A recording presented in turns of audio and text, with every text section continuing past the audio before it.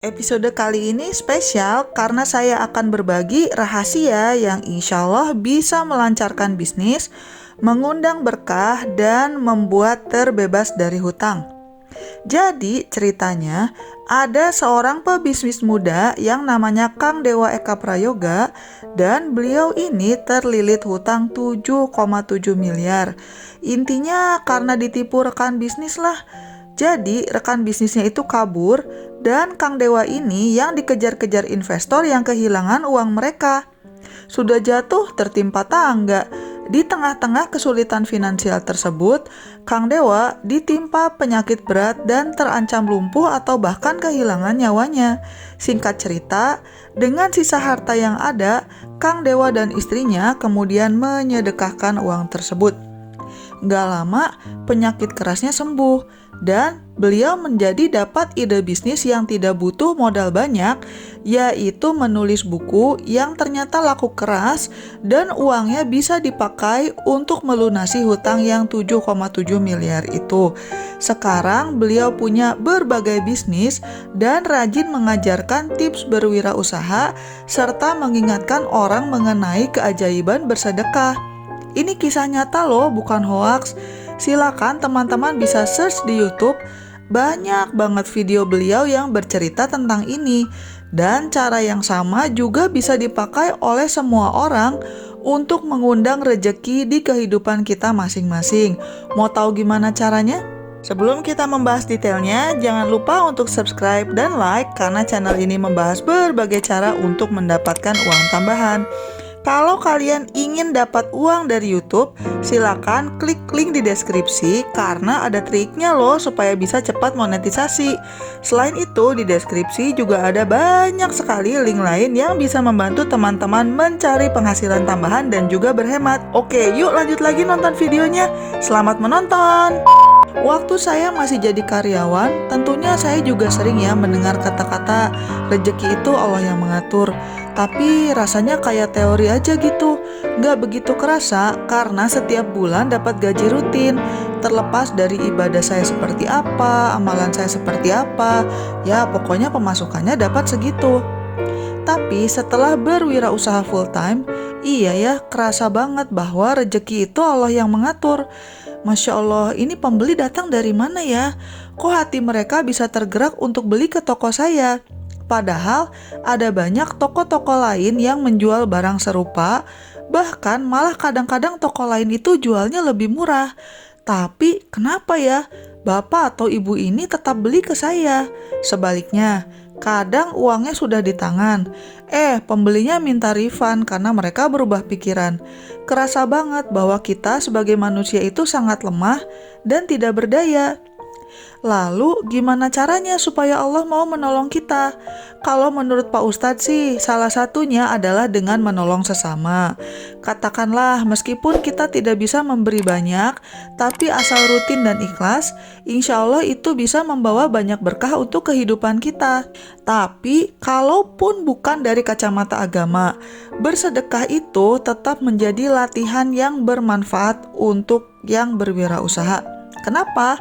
Karena bersedekah itu melatih berpisah dengan uang dan tidak serakah. Karena dalam usaha pun kita kan harus berpisah dengan uang. Misalnya harus berani mengambil risiko untuk investasi, harus bayar supplier, kadang harus refund pada customer, dan sebagainya. Tapi nggak masuk akal kalau kita sedekah kan uangnya jadi berkurang. Pada saat itu uangnya secara nominal mungkin berkurang, tapi bisa jadi itulah yang menolak bala untuk keluarga kita. Tadinya misalnya takdirnya kecelakaan, nggak jadi malah selamat.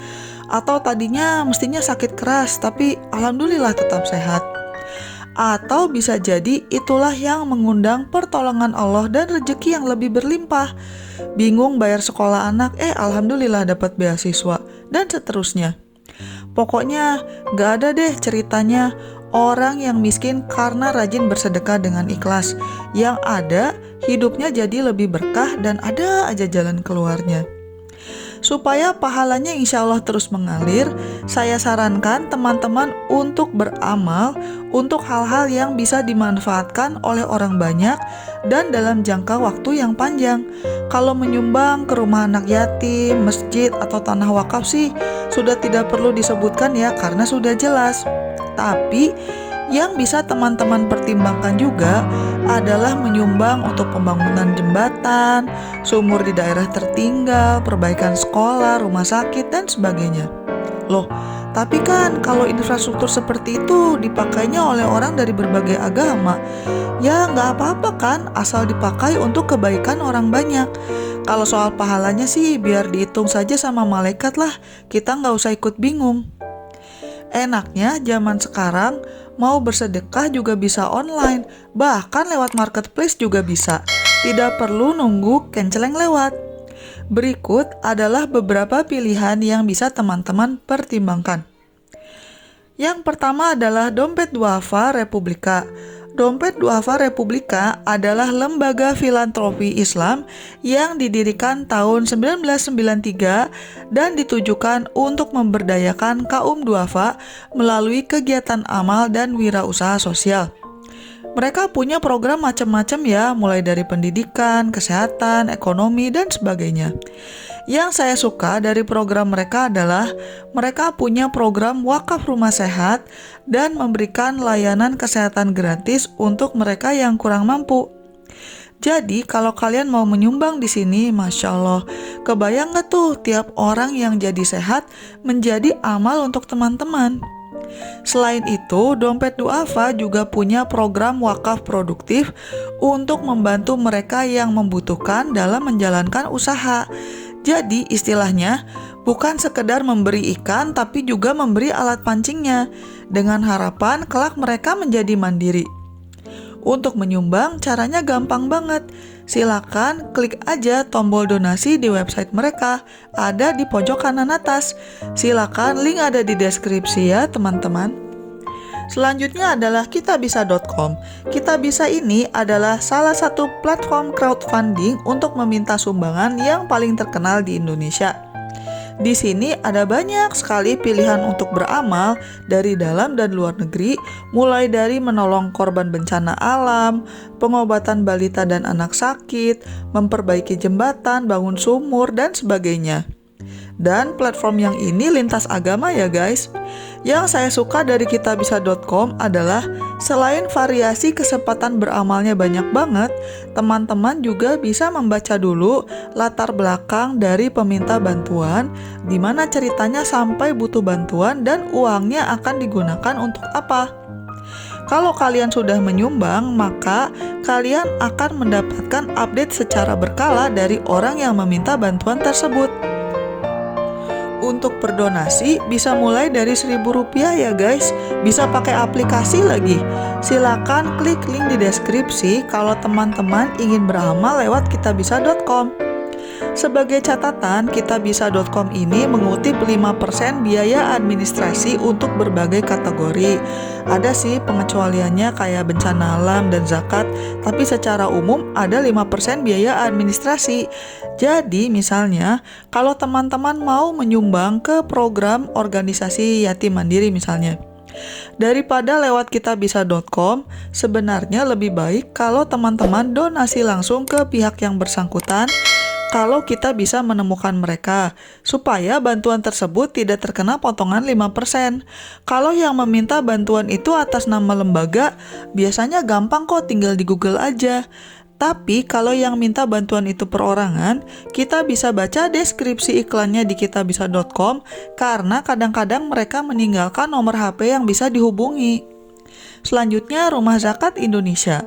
Meskipun namanya Rumah Zakat, tapi lembaga ini membuka berbagai kesempatan beramal selain membayar zakat. Lembaga yang didirikan tahun 1998 ini memiliki berbagai program, mulai dari pemberdayaan desa, beasiswa, bencana kemanusiaan, dan sebagainya. Kalau kalian ingin membaca detail mengenai anak-anak yang butuh beasiswa, silakan tinggal klik aja di website mereka. Atau kalau kalian ingin beramal membantu pengungsi Rohingya atau membantu Palestina juga bisa. Selain di websitenya, Rumah Zakat ini sosial medianya juga aktif banget. Bisa kepoin Instagram mereka kalau kalian ingin tahu program apa yang sedang menjadi fokus mereka. Tentunya selain yang sudah saya sebutkan di atas, masih ada banyak sekali guys kesempatan untuk beramal. Silakan yang mana aja deh, asal bermanfaat dan harus ikhlas. Kalau sudah beramal, jangan diingat-ingat lagi ya guys. Sayang banget kalau pahalanya sampai hilang. Wah, tapi mbak, saya sendiri kekurangan. Boro-boro bisa menolong orang, keluarga sendiri aja makan susah.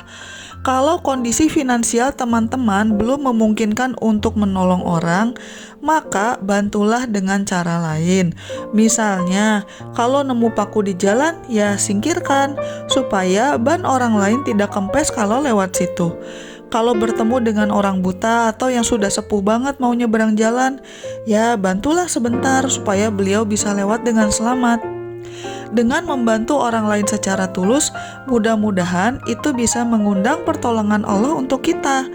Kalau teman-teman yang justru butuh bantuan, silakan tonton video saya yang lain karena saya sudah pernah membuat beberapa konten mengenai bagaimana cara meminta bantuan. Silakan klik link di pojok kanan atas atau di deskripsi. Kalau teman-teman ingin tahu cara-cara lain untuk mendapatkan uang tambahan, silakan mampir ke channel saya dan klik berbagai link yang ada di deskripsi. Jangan lupa juga untuk subscribe ya. Sekian dulu episode kali ini dan selamat mencari uang tambahan. Bye-bye.